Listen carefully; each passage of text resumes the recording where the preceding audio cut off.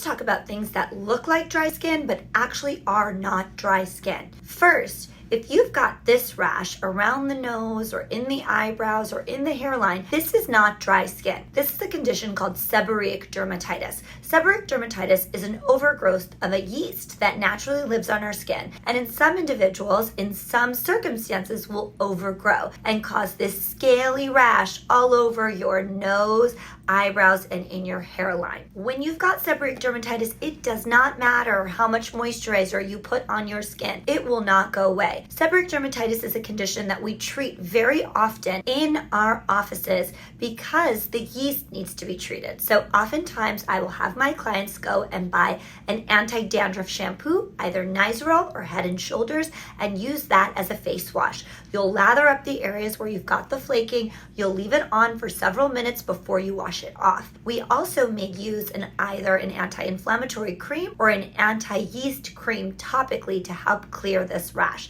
Seborrheic dermatitis is one of those conditions that can come and go. So once you know what it is and you know how to treat it, when it starts to flare on your skin, start your treatment right away. Next is this sort of scaly spot. Now, a lot of times people will have these dry patches on their skin and they'll say, I used moisturizer, it got better, and then it came back a couple of days later. This is actually something called an actinic keratosis. An actinic keratosis is a piece of sun-damaged skin, and it's really important to get these identified and treated by your dermatologist because a small percentage of these can progress to skin cancer. So when you see a piece of red, flaky, irritated skin that does not get better, definitely see your dermatologist because this may be an actinic keratosis.